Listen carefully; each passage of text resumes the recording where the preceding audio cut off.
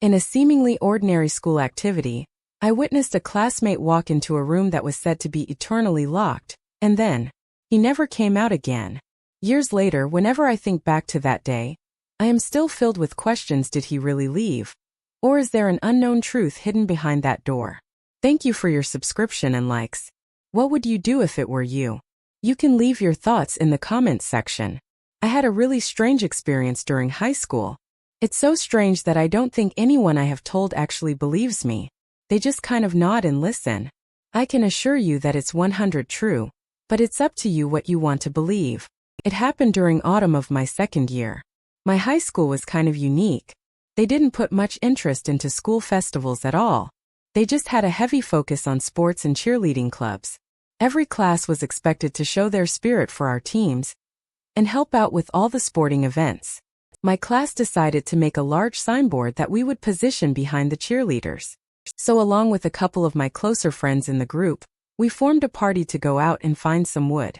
Well, to a bunch of teenage boys, wood isn't exactly hard to come by, but it is expensive wood from a tree. I mean, of course, lumber. We decided to go with bamboo to build the structure because that's abundantly available here in Japan. One kid in my class said that his family owned some land where we could find some bamboo. Now I was expecting some small plot of land, but this kid's family's land included a mountain. So me and a couple of the other boys went with him to his mountain on a Saturday afternoon to cut down some bamboo. There were 5 of us in total. Thankfully, the bamboo thicket was just at the lower part of the mountain. There was a woodland trail which wasn't paved, of course, in the middle of that thicket of bamboo which led up to the mountain. I would say that the mountain was about 100 m high. We found some suitable bamboo that would be strong enough to support the sign our class was making, and we set about cutting it down. As we were cute, we were disturbed by a very strange noise. It seemed to be coming from far away down the mountain path. It wasn't a human voice making that noise. It didn't even sound like an animal. It sounded like some kind of strange metallic mechanical sound. I don't know how to describe it. I thought it might have been some kind of electric saw, but the kid whose land it was said that there should be no one else but us on the mountain today. His parents had made sure that we would be alone so we would be safe. I will do my best to explain this sound.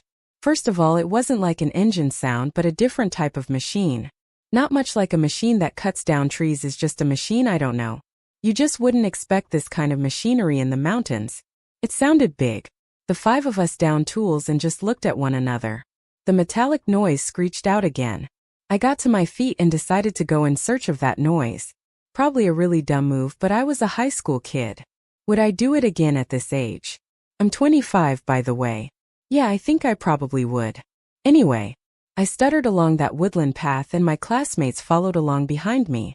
They were probably just as interested as I was as we went further along the trail. We heard that noise again, and this time the noise was coming from a little off to the right of the trail. In a dense grove of trees. We headed off the beaten track and into the woods. There were rocky outcrops. Here too, the landowner kid stopped and pointed at something in silence. I followed the direction of his finger with my eyes and I was shocked to see a door. This door was attached to one of these rocky outcrops. I couldn't believe what I was seeing. It was like someone had built a secret base out here, but this couldn't be the work of kids or some homeless person.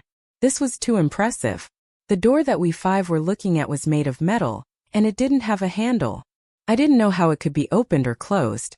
A strange door in the middle of the woods is a hell of a sight, especially when that metal was the only non-natural thing in the vicinity, the only man-made thing out here. By the way, the door was open and we could see darkness spilling out of it. I couldn't make out what was in there, but it looked like some kind of passageway. I turned to the landowner kid and I said, "Hey, what's with this door?" I really have no clue. I had no idea. This was here. He took a couple of steps closer and he kept saying over and over that he had no clue why this doorway was here. Then he turned back to us and said, "Hey, let's look inside." Well, as soon as he said that, all I could think of was how horrible it would be if the door suddenly closed. If we were all on the inside, we would be trapped in there. We needed to take measures of precaution, so I suggested that we find a big rock or something to kind of wedge the door open. Only 3 of us wanted to go in out of the 5. The others were too scared. If I'm being completely honest, we found a rock big enough to wedge the door open and I asked the other guys to stand guard for us and yell if something happened or if someone was coming. So with The rock in place, the three of us headed in. My heart was beating in my chest. I was filled with a mix of excitement and fear. It was quite dark in there, and it made it difficult to see what was directly in front of us. Since us three were secret smokers, we all whipped out our lighters. I had a Zippo, so I headed the expedition into the tunnel with my other two friends to my left and my right, making a kind of triangle shape. I touched the walls of the passage at one point and they felt like they were made of rock, like the mountain had been carved out. It was clear to me that this wasn't a natural occurrence in nature. The passageway had been created by some kind of machine. It was wide enough for one person to pass through, and it was making me feel a little claustrophobic, which made fear outweigh the excitement. I'd say we went about 10 or 32 feet into the passageway, and at that point it opened up into a wider area like a room. There was nothing in this room area. No sign of life, just an empty space. We couldn't see where the wall ended, though we talked about it briefly with one another, and we were considering whether to keep exploring or head back out. But then our friends outside made our minds up for us. Their voices echoed into the passageway. They shouted for us to come back. They sounded panicked and frightened. They were really worked up and they were screaming themselves. Horror, something had seriously scared them and thus scared us. Then came the panic, like a wave washed over us. We were all freaked out and we ran for it. We needed to get out of that passageway. We hurried back towards the doorway, and to our utter disbelief, the door was moving. The rock alone wasn't enough to hold the door open. The two others were holding it back as best they could, but it seemed far too strong for them. We sprinted to the exit and I saw that they were losing their battle with the door. I was at the back on the way out since I was the first in, and I watched the first kid. I was with Get Out and joined the others holding the door open, and then the second kid helped when he got out. If they didn't do that, I know I would have been trapped in that passageway. I made it out just in the nick of time. The closing door scratched me as I brushed past it into the light of that autumn day. As everyone let go, I moved away from the door. It made that mechanical sound we had heard earlier. The rock we wedged it open with rolled down the passageway into the dark before it finally slammed shut. It was clear to us now that the sound we heard before was this door opening and closing. According to one of the kids who waited on the outside for us, the door suddenly started closing without any warning, so that's when they grabbed it. Had they not done that and had us three in the passageway ran a little slower, we would have been trapped in there. I couldn't help but shake the image of a Venus flytrap when that realization came to me by the time we got out and calmed ourselves down. It was getting a little dark out, so we made plans to go back and investigate the following day. We came back and retraced our footsteps, but we couldn't find that doorway anywhere, nor the passage. It was almost like it never existed. None of us could believe that it was gone without a trace. I have kept in touch with the landowner and I check in with him now and then, but he says that he never saw that metal door nor heard those mechanical sounds again. Strangest thing that's ever happened to me 100, and I can't help but feel as if we avoided some kind of horrible fate that day. Hi Jay, here, this experience reminded me of something, and I just thought I'd share it with you. I'll take you out of Japan for just a moment and over to the United States, where we will briefly look at the mysterious case of Thomas Messick. Thomas Messick disappeared November 15, 2015. His body has never been located. He was said to be an incredibly adept outdoorsman, and on that day in November, he led a hunting party out into the woods of Horicon just south of Brand Lake, New York. It was an annual hunt, something he had done many times before. There were 7 members in his group, and they were hunting near a small body of water called the Lily Pond. They were employing a common hunting tactic called a deer drive. In this hunting technique, the team split up into 2 groups, one being the drivers. These guys chase deer into an open area, and the second group is called the watchers, who assemble in a distanced line aimed and ready to shoot.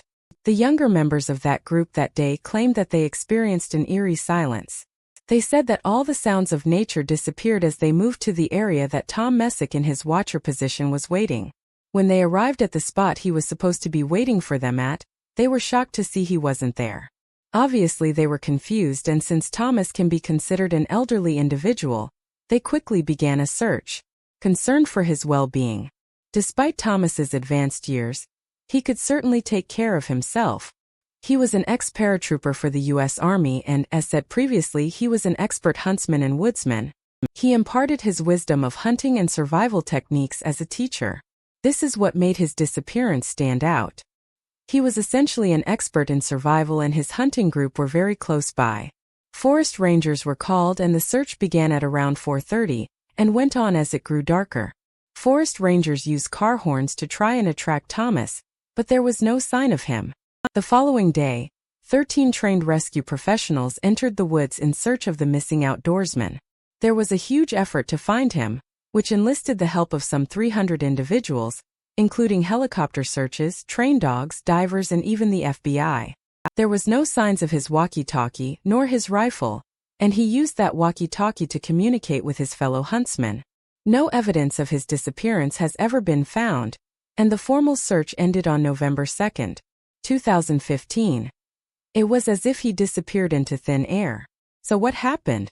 Well, no one really knows for sure, but the walkie-talkie is an interesting item to focus on. He had it with him and he was in range of the other members of his party, so why didn't he use it? If he was in some form of distress, if he got lost or he was hurt, he would have been able to get in touch with his party members. The FBI's presence was also unusual, as they don't usually wade into missing person cases of his nature. Sources claim that they informed his wife that, quote, something wasn't right, but they didn't share any theories as to what that meant. This sparked some rumors that there was a hidden agenda behind the FBI's investigation, and pointed to other disappearances in U.S. national parks. Had Thomas struggled or had been caught by a surprise attack, there would have been some kind of signs of boot prints in the area, and his close-by hunting party would have likely heard this attack. On top of this, we must remember his skills.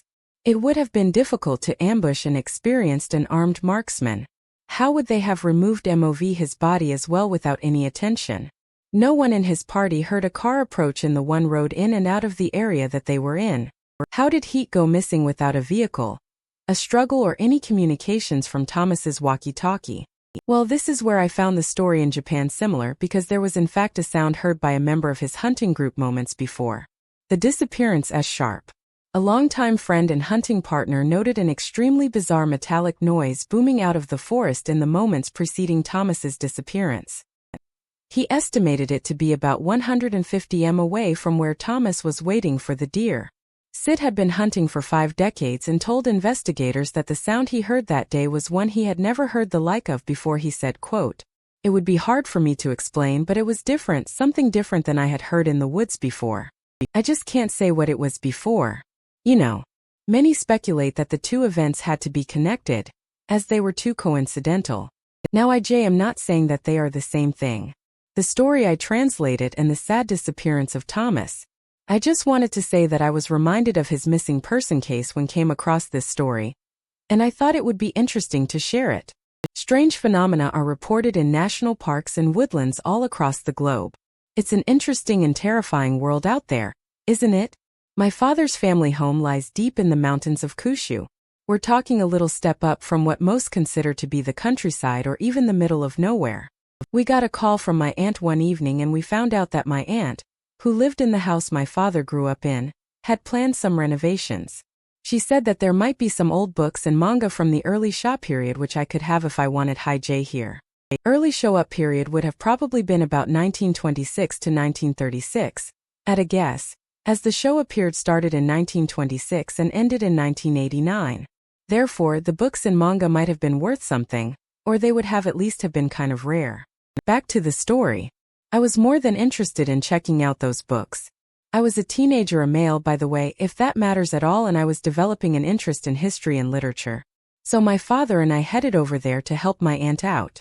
It was the first time that I had been over there in about 5 or 6 years, and along with my dad and me I heard my cousin was heading over. It would have been the first time I had seen him since my grandparents passed on, which was about 10 years ago. When we arrived we were greeted by my aunt, who literally came rushing out to our car. I guess that she was excited to see us, but it seemed a little bit much after we all said our hello and dispensed with the small talk. She revealed to me the reason why she was so excited. She found something, she said, that behind the Buddhist altar that no one had ever thought to move was, in her words, an unopened room. Well, to a boy my age, that was just about the most interesting thing I had ever heard, and I wanted to see that room and what was inside it. The very idea of a secret room sent me and my cousin wild. Hi Jay here again. Sorry, I've slapped a photo of a Buddhist altar on the screen now, As it is kind of to contextualize, if you haven't seen one of these before, this is one of the bigger ones which I imagine the writer is talking about. I have seen ones like this, though another image is on the screen now. Seeing one of these in an abandoned property is pretty spooky, but that's a story for another day. But as you can imagine, they're pretty hefty to move if they aren't already sort of like flush to the wall. Anyways, imagine that. Back to the story. I asked my dad if he knew anything about it, and he said that he didn't. The Buddhist altar in the house was so big that it covered the wall from the floor to the ceiling. We all went straight inside to go and see what my aunt had discovered. The altar was sort of built into the walls, so there could have been no access at all to that room for my grandparents. So what was the purpose of it was so weird. No one had a clue. We couldn't even come up with a guess before renovations began. I had to know what was in that room. We all couldn't resist the mystery of what might be behind the door. There was some weird etchings and markings on the door, some symbols and signs from times gone by, but we pushed on, and with a creak the door opened and we weren't ready for what we saw. There was a weird display like a cabinet with something in it. There was a small skeleton which had been dressed in a kimono that sent everyone into an uproar. We called someone out, had the bones examined by the police, and the short story with the bones is thankfully they didn't belong to a human. The examiner thought that it could have been the bones of a primate, likely a monkey. It is completely unknown to us why our grandparents had that skeleton and why they dressed it up in a kimono. I really have no clue, and that's why I'm here. I'm asking if anyone knows of any reason why anyone would do this, or if anyone has found something similar. I know it's a long shot and a lot of you will likely think that my grandparents are mad or something, but trust me, they weren't. They were always so nice. Seeing that secret really freaked me out, and I'm optimistically hoping that there might be a good reason behind it. Oh, also, there were numerous boxes in there. I opened some and I found a kind of mummified finger in there. What the hell was that, someone? Anyone, please let me know. Hi, Jay here. Well, unfortunately there was only one reply, but it was an interesting one. My family didn't have one of those secret rooms you're talking about, but they did have a mummified monkey hand. They kept it in a little wooden box. I asked them about it recently. Actually, they said that there was a curse or a spell that people used to cast in the past. If someone broke in and stole something, then the mummified monkey hand would curse the thief. My dad said something like the hand helps you search for them too. I'm not sure, but I guess in the past everyone knew everyone in their tight-knit communities. By the way, we also live in rural Kyoto. This happened when I was on a trip in Kill. I was said to be staying in a traditional Japanese inn, Aroan. The inn was incredibly old, as they usually are. It was mainly a wooden construction. It was a work trip. I work as a tour guide up and down the country. This isn't as luxurious as it sounds, by the way, the reason being my company always booked the cheapest hotel rooms they could find for its employees' work trips, and, more often than not, employees shared rooms to make another saving. I was relatively new to the company when this experience took place. It seemed as if the room in the inn that my colleagues and I were going to be staying in was one that wasn't often rented out. The inn was almost fully booked besides that room. Apparently when I got in there I thought, well, it's pretty dark and it's actually pretty creepy in here, but I didn't know why I felt that way. I had some time to kill before we had dinner, so I looked around the hotel room. I opened a big closet door to see what was in there, and then when I closed the closet door and turned to leave, I noticed something behind it. There was some kind of door. I shoved the heavy wardrobe to one side to get a better look at it. Affixed to the door was this strange kind of talisman that looked to me like a kind of seal of some religious variety. The door was sealed tight. There were no gaps. I guess that this must have been the door to the attic since we were on the top floor. That weird door gave me goosebumps. I moved the wardrobe back where it was. I thought the dim light in the room was the cause of that creepy feeling I had before, but I guess that the door might have had something to do with it. I didn't feel like being alone in that room anymore, so I went to try and find the other guys. There were 4 of us in total. All of us were going to be sleeping in that room. I told one of my colleagues about my discovery, the weird sealed-off hidden door, but he didn't seem that fazed. He wasn't even that interested. I asked him outright why he wasn't surprised by what I found, and he said, well, if I spent my time looking for things to be surprised at, then I wouldn't exactly be focused on my work.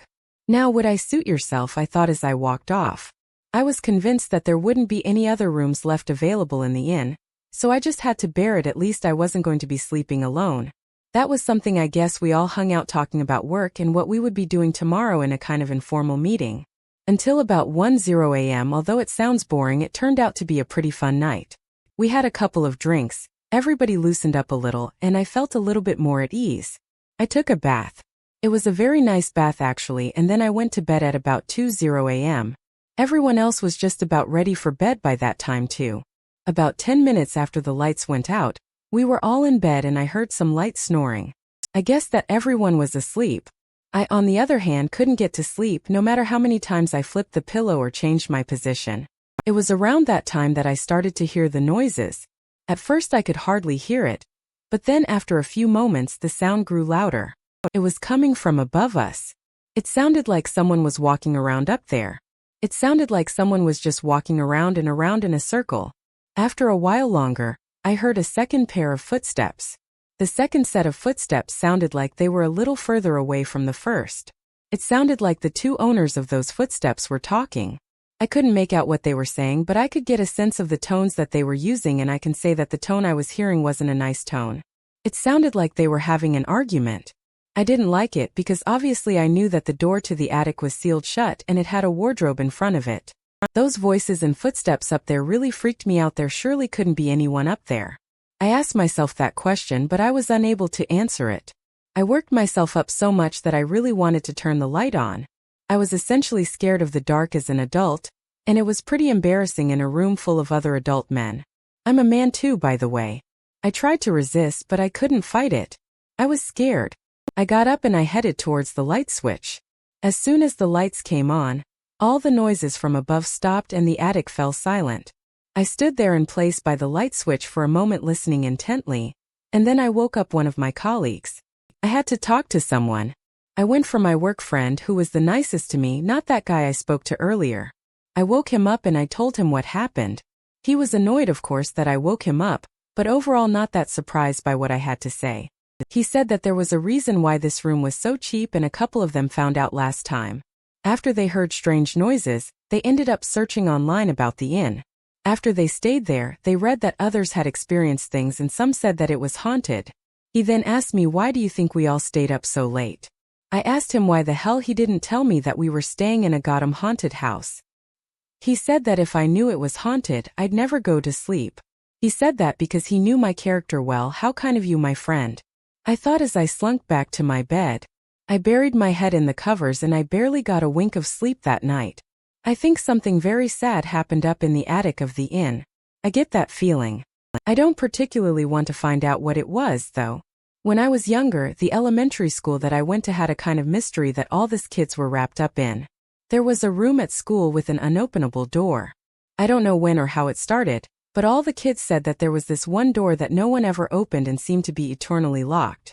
That was until one day when one kid from school, who was asked to return some supplies in our after-school club to the stationery cupboard, noticed that the door was open. He wasn't that interested in it, as he had been told by our teachers to not go into that room and that it was off limits. He was in the same class as me. By the way, he told me once that the door gave him a bad feeling. I didn't really get that from the door myself at the time. We were all staying late after class. I cannot remember why, probably some after-school activity. When he came back to our class, he told me and another classmate that the door was open. We were both interested in finding out what might be behind the door. So my classmate, perhaps driven by curiosity, piped up and said, I'll go take a look. He got to his feet to go check it out. I went with him, but I didn't want to go into that room. I wasn't profoundly scared of whatever was inside it. I was more scared of getting in. I was more scared of getting a detention or something, so I waited outside. I realized that I had been waiting for a while for him to come back. I started to get nervous. All the other kids were leaving and even some of the teachers looked like they were getting ready to go too. I nervously paced the corridor, but no matter how long I waited for him, he never came out of that room. It just didn't make any sense to me. I didn't want to go in before and I definitely didn't want to go in then, but I got worried and I approached the door to see if I could make out where he went. Just as I was about to crane my head around the door frame, a teacher came along. I told the teacher what happened and she looked shocked. She made an attempt to look in there and then she muttered something like, should have locked this door. That was when I realized for a brief while that the rumor was just a rumor and it was just a door that they locked. I felt a bit dumb for believing that some door at school had some kind of power. The teacher went inside very briefly and then came out and said something outrageous. There's no one in there. That just didn't seem possible to me.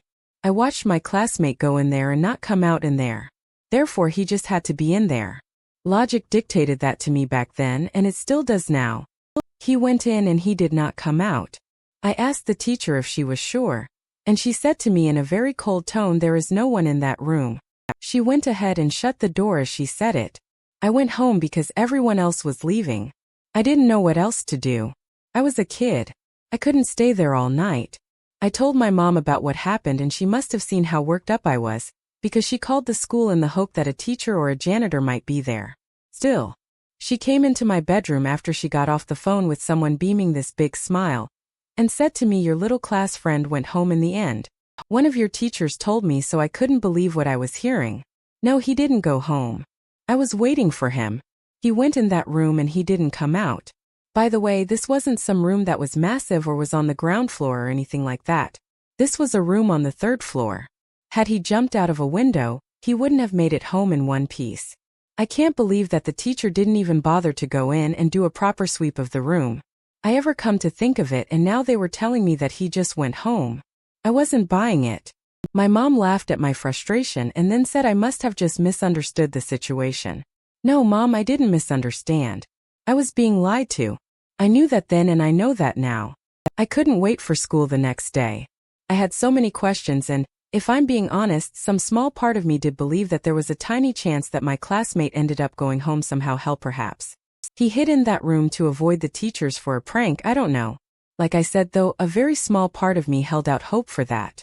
When I got to school, I looked over at the desk he would have occupied and it was empty. I hoped, against my better judgment, that he might just be running late, but I was once again wrong. I was told before the end of the day that he moved away by my regular teacher. His dad apparently got transferred at work, and it had been planned for a long time. I never saw that door. He went through open again after that, and I still get very anxious about what happened. I mean, did he really move? It's possible, sure, but why was everything so sudden and why was all the news coming out of our teachers and none of it out of him? It didn't make any sense to me. It's been so long that I can't remember his name, and I kind of can't trust my memory. Just seems kind of hazy. A lot of weird stuff went on in my hometown. There was always a big military and police presence. I don't know if that means anything, but as an adult I realized that my town was pretty unique. I just wonder if he saw something that he wasn't supposed to. I know that sounds kind of ridiculous with it being a school and all, but the phrase hiding in plain sight makes me think otherwise. Sometimes I really want to know if that kid ended up being all right. I really hope that's the case. I think about this often. I go back to our school, but it isn't there anymore. There's a door that cannot be opened at my company. This is true. However, it probably sounds like fiction. Let me start at the beginning. Our company building has 3 floors. There's a storage room on the 3rd floor. Right at the back of that storage room is the door. I first noticed that door when I was new to the company. I was asked to go and pick something up from the storage room. I asked one of the senior employees I was with at the time about it and he just told me not to worry about it. When I looked at the building from the outside, I could see that there seemed to be a room beyond where the door was and there was even a window. The curtains were closed though, so I couldn't see inside. It was a little weird, but I just assumed that it was part of the storage room. I kind of forgot about it, to be honest. Well, until about a month ago, a new employee, I'll keep his name anon, let's just call him K, was his son to our department. I remembered what it was like being new. The new guys always get the thankless and difficult jobs. He was told to do a lot of the stuff that I used to do. One day K came to me with a question and it went a little like this: Hi Yanagi Heron, I went to the storage room the other day. Before he could finish his sentence, I knew what was coming, so I interrupted him. The door, right? Yeah, of course, the one at the back. We had a little laugh about it since we had both noticed it. I figured he was a little bit like me. We might be on the same wavelength or something. I said to him, I don't know much about that door myself. When I asked about it, the seniors told me not to pay it any mind. I see it looks like it's locked, but maybe someone has the key. Oh well, I never tried the storage room key. Maybe that'll work. I told him it's probably worth a try. Right, I'll try it next time I'm down there, he said. Kay seemed to me at the time a pretty curious guy, and the more I got to know him, the more curious he seemed. He was always asking questions about co-workers, the company, stuff like that. He was obsessed with that door and whatever lay behind it. I have to admit he did kind of rekindle my interest in that strange door if he got in there. I wanted to know what he found, so I made an effort to speak to him every time I passed him at work. He came to me a couple of days after we had that initial chat about the door and said it's no good. Yanagi-Haran, the story ST room key doesn't open the door. Unfortunately, it seemed like he was really keen to get in there. That's a shame. There must be a key around here somewhere that can open that door. Well, I thought about that too, but I'm actually not too sure about that. I don't think it'll work. Well, the thing is it's locked and you can't get a key in the lock on our side of the door. What? How does that work? Does that mean it's locked from the inside and the key is in the lock? I guess so. I felt a bit weirded out by that information. I felt a kind of chill. The key is on the inside. What does that mean? Does that mean that there's someone in that room? Well, that's not exactly impossible, I guess, but it was kind of more than unusual. Kay then said, what's going on then? Do you think that room is reserved for someone? Oh, if that's the case, then whoever uses it can come and go as they please. So not much to worry about there. I guess it's not like someone's locked in there. I told him. Then something occurred to me. I wonder if we have an employee who's socially withdrawn or autistic. Maybe no, that can't be right. I thought, oh, you can't picture that. It's a little close-minded.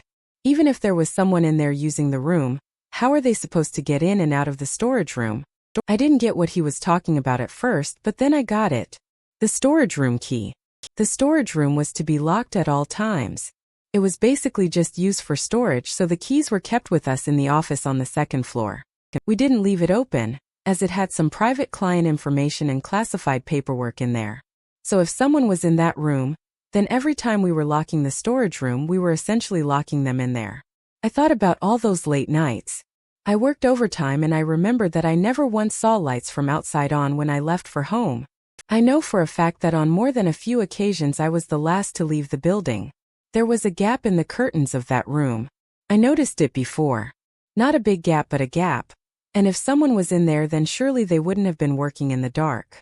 Yet no light spilled out from behind the curtains. No light at all. I'm going to do some research. Kay said, well, don't go too nuts. I joked with him. I was on a business trip the following day to meet some clients and to entertain them in the evening. It was actually quite a heavy drinking session. 3 days later, I returned to the office. The first thing I heard when I got back was that Kay hadn't shown up for the last 2 days. I thought that was a little odd, but not too much to worry about, but later I had heard when someone went to check on him. They found his apartment empty, to concerned for his well-being. Our HR department contacted his parents and they were shocked to hear he was missing, as he wasn't with them. However, as I was just back from my business trip, I had work to do and I didn't get caught up on what had happened to Kay until I had gotten myself settled. It was weird. I immediately thought of the door in the storage room. I realized that I had gotten an email from Kay whilst I was away. I must have ignored it because I was busy with the clients. It had been sent 3 days ago, basically the night I left for the trip. I opened his email and it consisted of only a couple words. It read. I opened it. A few weeks have gone by and there's still been no sign of Kay. Now I'm not the type to jump to conclusions, so I didn't think that the mysterious door had anything to do with his disappearance at first. I mean, people quit jobs, move towns without saying so. For the most part, it's not exactly uncommon, but as the days turned to weeks, I couldn't help but feel that the door was somehow connected. I tried not to go to the storage room anymore. I couldn't fight my curiosity. I went and spoke with one of the seniors who had worked at our company for a long time, and I asked him about that door. In summary, he said the following, and it doesn't make the most amount of sense to me. Maybe it'll make sense to someone else out there. About 10 years ago, there was another young employee, someone fresh out of college, who developed a very strong interest in the door, and apparently he went missing. He kept saying that it had a bad aura and there was something behind that door that we shouldn't mess with. Some said that it had a demonic quality. Perhaps someone had made a fine deal with the devil, or something. Spirits are said to gather behind that door. And that really spooked me out when the company formally opened in this building. He said someone placed something behind that door and made sure that no one could enter. It was off limits. I asked him if he knew what was on the other side of that door, and he said, I don't know. I think only the president of our company knows. And I think you'd be wise not to ask him. I heard from a source I won't mention that they put some kind of object of worship in there. It's like a suspicious-looking pot or something. There were sacrifices made and evidence of them in that pot, So why does the room have a window if no one's supposed to know what's in there? He was quiet for a little while and took his time to think about what I asked him, and then he responded, to lure someone in. You need something to attract them, right? Bited to a fish. That kind of deal. Here's some inside advice. Son, don't look at the window or even at the door. Pretend it doesn't exist. It's for the best. I couldn't help but picture Kay calling out to me from that window. For some reason, every time I pass by that window, I feel as if someone's watching me. I feel so tempted to look, to go to the door and check. I can't bear it anymore. I've put myself forward for a transfer. It's so strange that a mundane building can become an object of terror. How anything can happen. It makes me think of what kind of things happen in buildings we pass by every day. There's something behind that door, and I think it can come and go as it pleases.